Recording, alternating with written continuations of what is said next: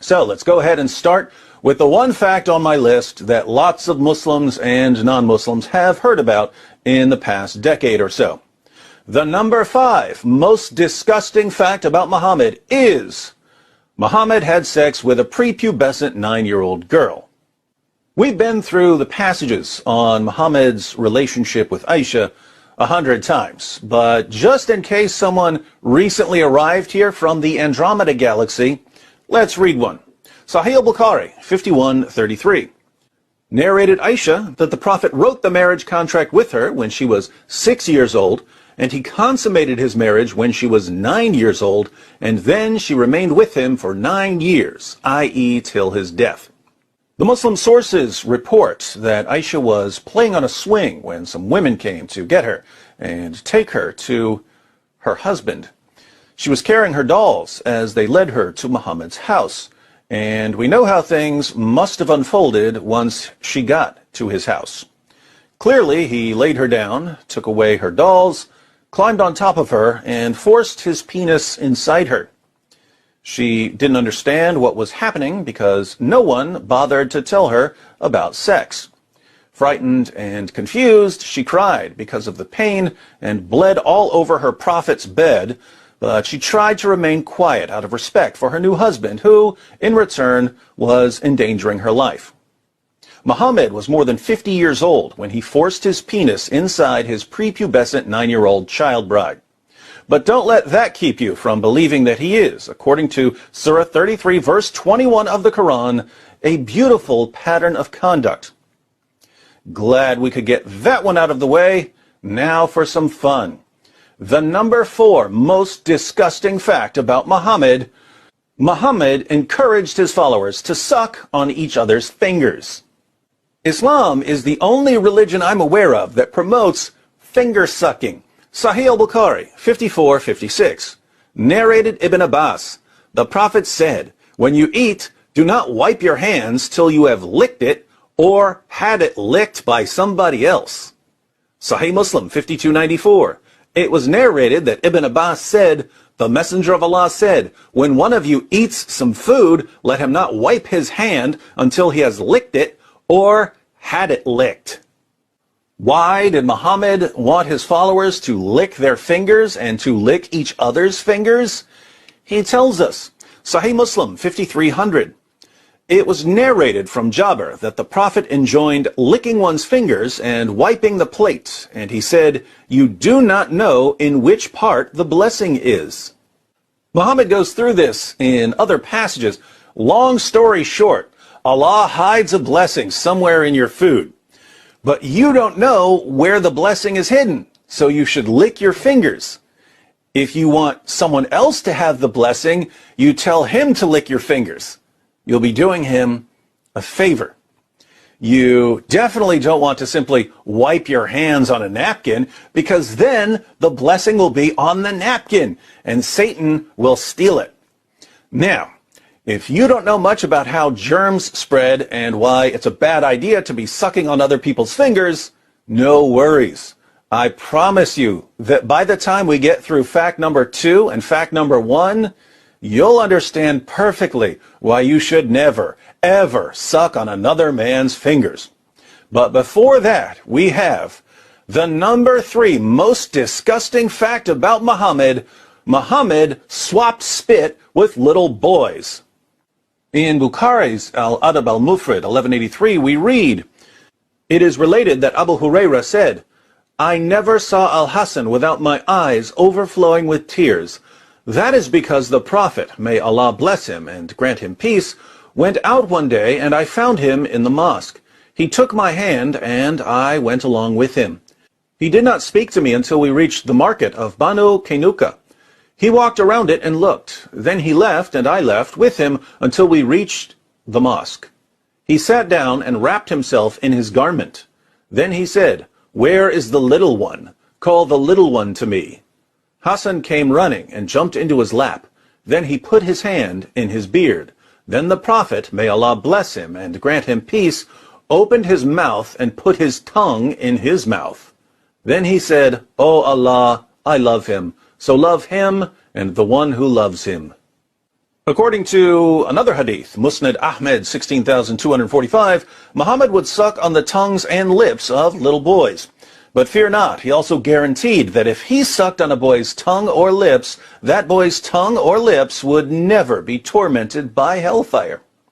Creepiness factor 1,000,000. Now, if you're wondering whether you should let someone like Muhammad suck on your little boy's tongue, you should probably think carefully about the next fact. The number 2 most disgusting fact about Muhammad: Muhammad would have sex with 9 women and girls, but only take 1 bath. Sahih al-Bukhari 5068. Narrated Anas, the Prophet used to go round, have sexual relations with all his wives in one night, and he had 9 wives. Sahih al-Bukhari 5215. Narrated Anas bin Malik, the Prophet used to pass by, have sexual relation with all his wives in one night, and at that time he had 9 wives. So we're clear on the sex with 9 women and girls part, but check out the chapter heading of this hadith. Whoever had sexual intercourse with all his wives and then took 1 bath only. The Prophet Muhammad, history's greatest man, would have sex with 9 women and girls in one night in Medina, the armpit of Arabia, a city with an average high temperature of 109 degrees in the summer, but would only take 1 bath. Can you think of a problem? It's the smell. Back to an earlier point, let me ask the Muslims here. Suppose you were a companion of Muhammad. Think about being in this scenario. One day, your prophet is having one of his sexathons, but he needs a little energy boost between wife number 5 and wife number 6. So he runs to the nearest food stand for some fresh hummus.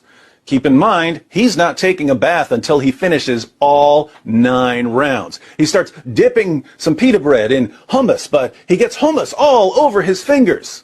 He turns to you and says, "I'd like to give you a blessing. Lick my fingers clean." What do you do? Before you answer, there's one more fact on our list. The number 1 most disgusting fact about Muhammad: Muhammad was constantly covered in semen. Yeah, I said it. But don't trust me, trust his child bride, Aisha. Sahih al-Bukhari 232. Narrated Aisha, I used to wash the semen off the clothes of the Prophet, and even then I used to notice 1 or more spots on them. Sahih Muslim 669. It was narrated that Aisha said concerning semen, I used to scratch it from the garment of the Messenger of Allah. Sunan Ibn Majah 537. It was narrated that Aisha said, I often scraped it, semen, from the garment of the Messenger of Allah with my hand. Aisha, the semen-scraping prepubescent child bride. In Islam, she's called the mother of the faithful. Sahih al-Bukhari 230. Narrated Sulaiman bin Yasser, I asked Aisha about the clothes soiled with semen. She replied, I used to wash it off the clothes of Allah's messenger, and he would go for the salat, prayer, while water spots were still visible. Muslims of the world, why was your prophet always covered in semen? Let me give you the benefit of the doubt and assume that it was his semen. Why was your prophet always covered in his own semen? Masturbation wasn't allowed, so that wasn't the source of the semen. Coitus interruptus was frowned upon, meaning that he wasn't allowed to pull out of his wives or sex slaves. So where was all of this semen coming from? The most charitable conclusion here, if I'm being very, very generous, is that Muhammad must have used his garment, even the garment he would wear to the mosque, as a rag to wipe off his prophet penis after having sex. That's the nicest conclusion I can draw. Trust me, the other conclusions I can draw are much, much worse.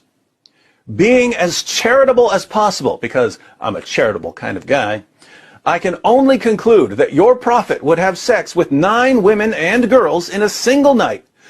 use his own clothes to wipe off his private parts and possibly his wife's private parts after each round, take one bath after the entire 9 rounds, and not wash his clothes.